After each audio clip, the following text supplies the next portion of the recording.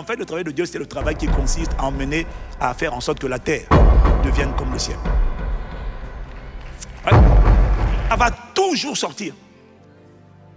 Et c'est aussi pour ça qu'il y en a, ils ne parlent jamais de sainteté. Hein? Non, il y a des églises où on ne te parle pas de sainteté. On ne te parle pas de consécration, on ne te parle pas de mettre ta vie en ordre, on ne te parle pas de marcher en nouveauté de vie, on te dit seulement, tu vas te bénir. Tu vas te bénir. Je te vois élever, je te vois prospère, moi je te vois comme ça là. Je te dis que pour aller à la dimension que je vois, tu vas devoir apprendre à obéir à Dieu. Tu vas devoir apprendre à te consacrer. Tu vas devoir apprendre à être sérieux. Tu vas devoir apprendre à renoncer au péché. Tu vas devoir apprendre à marcher en nouveauté de vie. Oui, il y a une lumière qui doit briller, mais il y a un protocole pour y arriver. Et ce protocole s'appelle l'obéissance. Et il y a des endroits où on ne te parlera jamais d'obéissance. Parce que pendant que le gars il parle, une voix lui parle. Tu dis quoi là? Dieu a dit, tu seras saint car je suis saint. Et toi, tu oses parler? Et puis il dit, non, c'était juste. Bon, d'accord. Dieu va te bénir. Mais Dieu va faire de toi quelqu'un qui va dire la vérité. Pas parce que tu auras atteint la perfection, mais parce que tu marcheras avec lui en esprit et en vérité. Oui. Ouais. Quelqu'un a dit, moi je dis amen moi-même. C'est pas la force de l'homme, c'est la grâce de Dieu. Voilà, c'est pas qu'on est fort, mais c'est sa grâce. Je ne peux pas ne pas prêcher l'évangile. Je ne peux pas ne pas prêcher la croix. S'il n'y a pas la croix, s'il n'y a pas l'obéissance, il n'y a pas de puissance. Donc je te disais que la croissance c'est bien, mais sans la maturité, tu es un gamin. Et je vais te dire une chose. Dieu n'utilise pas des enfants soldats. Donc Dieu ne peut rien faire avec des gamins. C'est pour ça que tu dois mûrir. Tu dois grandir. Mais il y a une dimension qui t'attend, c'est le travail. Dans le monde naturel, c'est le travail. Dans le monde spirituel, c'est le travail. Maintenant, dans le livre Destiné à briller, volume numéro 1, je t'explique que Dieu t'a gardé en vie. Il ne t'a pas rapatrié au ciel parce qu'il y a un travail. Il y a un travail que Dieu veut accomplir à travers toi. Est-ce que quelqu'un est là? Maintenant, en quelques minutes, je vais maintenant te parler de quelques caractéristiques ou quelques points de différence entre le travail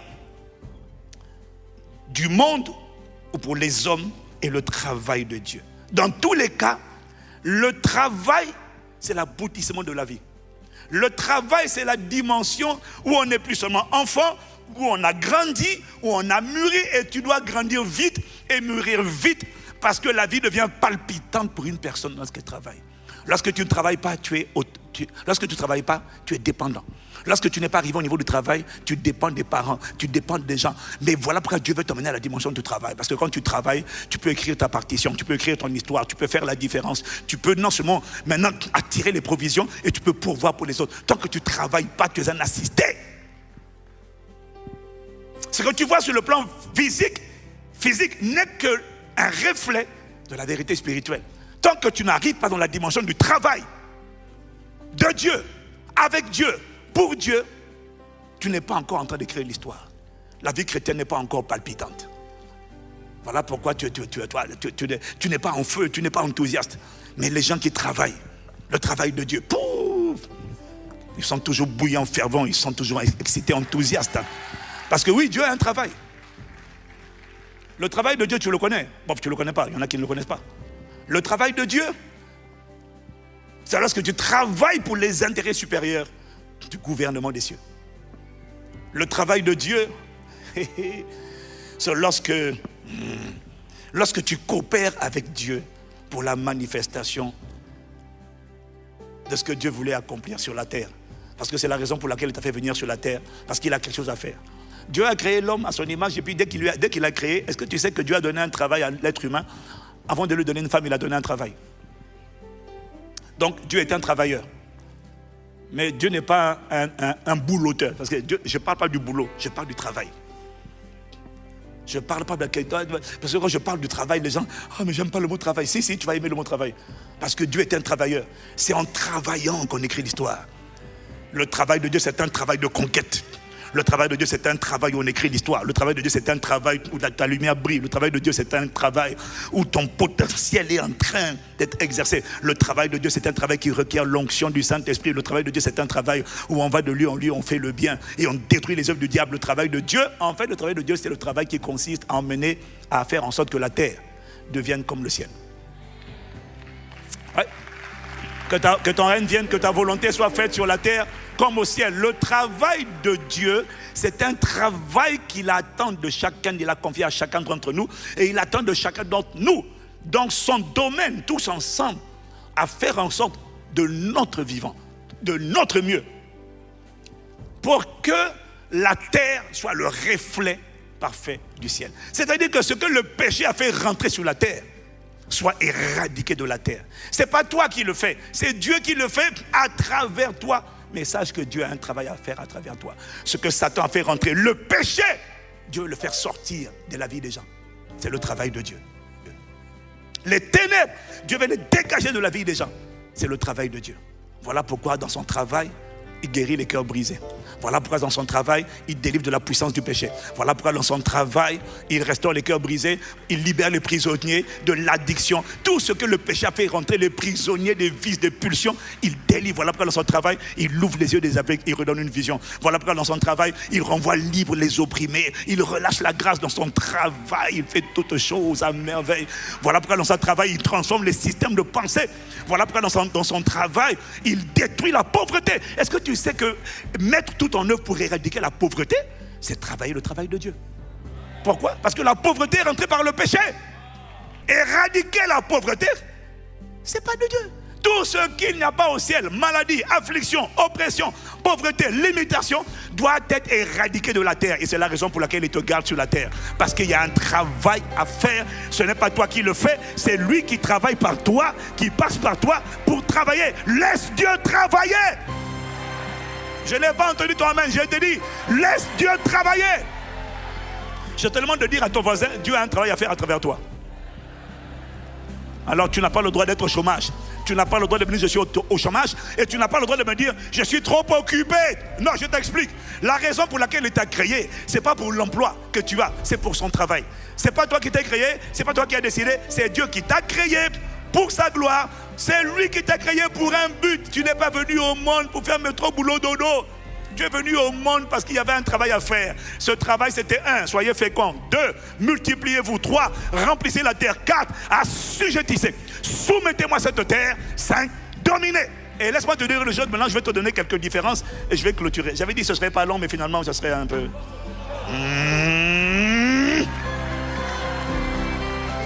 Est-ce que quelqu'un est là? Oui. Bon. La modératrice tout à l'heure vous a lu un passage de manière prématurée. Donc on va quand même le relire. Jésus a dit dans Jean chapitre 6 au verset 27, juste pour te montrer la notion des deux travails, sur quoi on s'appuie. Jean chapitre 6 au verset 27. Jésus dit, lis avec moi à haute voix. 1, 2, 3. Travaillez, non pour la nourriture qui périt, mais pour celle qui subsiste pour la vie éternelle et que le Fils de l'homme vous donnera, car c'est lui que le Père Dieu a marqué de son sceau. Si quelqu'un l'a dit un bon amen. Dis avec moi, travaillons. Donc Jésus distingue deux travail. Il dit travailler non pour la nourriture qui périt. Donc il est en train de te dire qu'il y a deux sortes de travail. Le monde utilise le mot travail. La Bible parle de travail, mais ce n'est pas le même travail. Il y a un travail qui s'intitule le travail pour la nourriture qui périt, et puis un autre travail qui est le travail pour la nourriture qui subsiste pour la vie éternelle. Alors ça veut dire qu'il y a deux choses, il y a plusieurs différences, je vais t'en donner quelques-unes. Premièrement, les deux types de travail, tu dois le savoir. Les deux types de travail se font dans le monde. Les deux types de travail dont on parle ont lieu sur la terre. Il y en a un qui a une perspective, une portée uniquement terrestre, c'est le travail pour la nourriture qui périt. Et il y en a un qui a une portée qui commence sur la terre, mais qui continue dans l'éternité. C'est le travail qui subsiste pour la vie éternelle. Jésus dit travailler. Il n'a pas dit vous travaillerez. Il a dit travailler. Ça veut dire qu'il y a un type de travail que tu commences maintenant, mais dont la perspective va te poursuivre jusque dans l'éternité. Va t'attraper, te rémunérer jusque dans l'éternité. Si quelqu'un est là, il dit amen. Si quelqu'un est là, il dit amen. Le travail pour la nourriture qui périt, c'est quoi? C'est tout travail qui n'est pas le travail de Dieu. Le travail pour la nourriture qui périt, c'est le travail que tu fais. En fait, ça s'appelle l'emploi, l'entrepreneuriat. C'est tout ce qui est fait avec pour principe et pour motivation principale de te nourrir, de prendre soin de tes besoins, de te donner ton confort, ta carrière, ta richesse, tes vacances, tout ce qui concerne toi. Il n'y a pas Dieu dans l'équation. C'est le travail pour la nourriture qui périt. C'est le travail où on travaille dur. On fait beaucoup d'efforts. Bon, pas les Français, mais bon. Hein? Ouais, c'est pas très français. Mais bref, c'est le travail que tu fais pour subvenir à tes besoins. Aux besoins de ta famille, plusieurs générations. Est-ce que quelqu'un me suit? Mais il y a des différences entre les deux travails.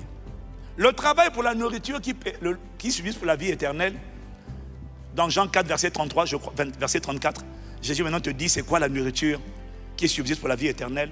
Dans Jean 4, verset 34 plutôt, Jésus leur dit, voilà, ma nourriture dont il parle là, qui subsiste pour la vie éternelle, ma nourriture, c'est de faire la volonté de celui qui m'a envoyé et d'accomplir son travail. Donc Jésus te parle de la nourriture qui périt, et puis de la nourriture qui subsiste pour la vie éternelle. Et il te dit que cette nourriture-là, c'est la volonté de Dieu. Waouh!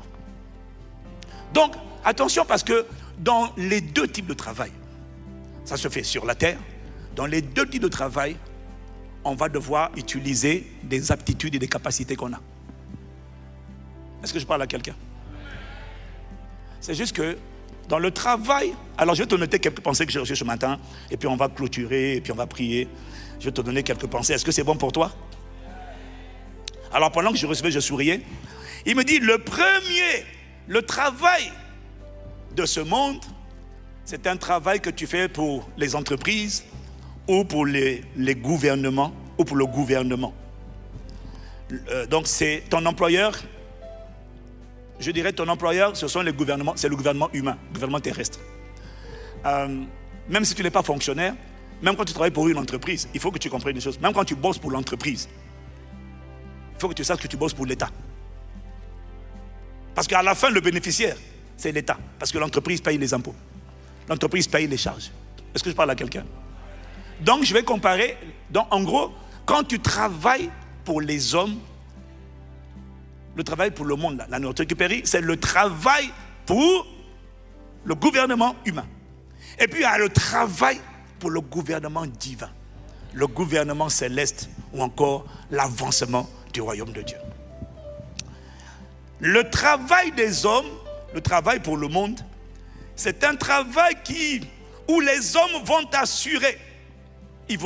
Donc c'est un travail, quand tu penses dans le monde, tu es assuré. Tu es obligé d'avoir l'assurance. Tu as la couverture sociale. Donc le travail des hommes, c'est un travail où on va s'assurer que tu as la santé, on va te donner une assurance santé, une protection santé.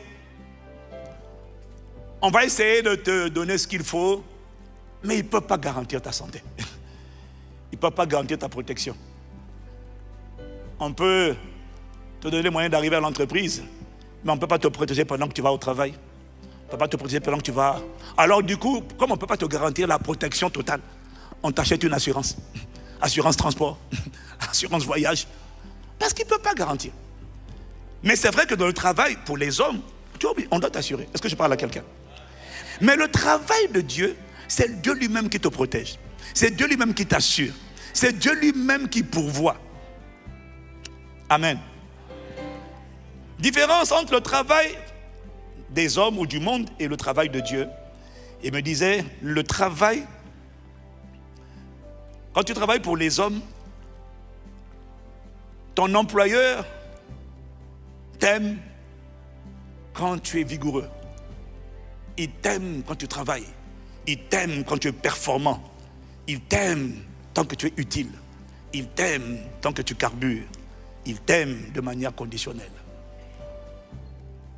Mais le jour où tu n'as plus la force, le jour où tu n'as plus de vigueur,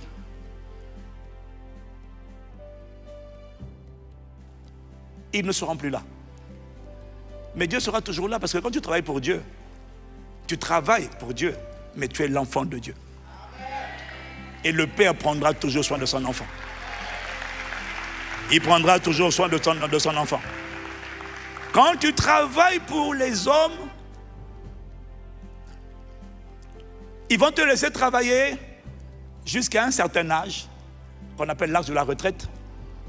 Et quelle que soit la bonté et la grandeur de tout ce que tu as fait pour le monde, quelle que soit la bonté, tu sais, le monde est particulier, quel que soit tout ce que tu as fait, et c'est terrible, hein? Et c'est là où les gens ont un sentiment vraiment terrible.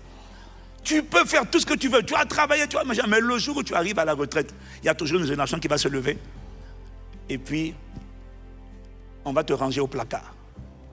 On va t'envoyer à la retraite, et tu finiras toujours dans l'oubli. Toutes les personnes qui ont bossé dans le monde, à un moment donné, tant que tu es performant, ça va. Mais quand tu vas à la retraite, on t'oublie. Peut-être pas tout de suite, mais au bout de 10 ans, 20 ans, la plupart des collègues, c'est fini. L'entreprise ne se souvient plus de toi. Tu touches ta pension si tu es dans un bon pays. Est-ce que quelqu'un dit Amen? Et puis la pensée que je recevais, c'est que quand tu travailles pour Dieu, la retraite n'existe pas. Et Dieu ne t'abandonnera jamais. Et il ne t'oubliera jamais. Parce que la raison pour laquelle tu es en vie, il faut que tu le saches, c'est parce qu'il y a un travail à faire. Et ce travail-là, c'est faire en sorte que le ciel envahisse la terre. Et une des premières priorités de ce travail de Dieu, c'est d'abord de travailler, de contribuer et de collaborer à la nativité, à la nativité dans le royaume de Dieu. Travailler pour Dieu, c'est faire en sorte, premièrement, tu vois, c'est parce que s'il n'y a pas de naissance, il n'y a pas de pays. Donc travailler pour Dieu va d'abord t'emmener à faire, premièrement, c'est pas la fin, hein, mais d'abord travailler, contribuer à ce que dans le royaume de Dieu, les gens naissent en permanence. Un pays qui n'a pas de naissance, c'est un pays qui est en voie de déclin. Est-ce que je parle à quelqu'un? Donc, de manière concrète, travailler pour Dieu commence par faire avancer le royaume de Dieu. Faire avancer le royaume de Dieu, c'est travailler à ce qu'il y ait une dynamique permanente de natalité. Donc, de nouvelles naissances en permanence. C'est faire de ça ton fardeau. Maintenant, quand les gens naissent, tu t'investis toi aussi pour que les gens grandissent, mûrissent et eux aussi entrent dans leur travail. Mais ça commence par la nativité. Ça commence par la natalité. Ça commence par participer à toutes les dynamiques qui permettent aux gens de naître de nouveau.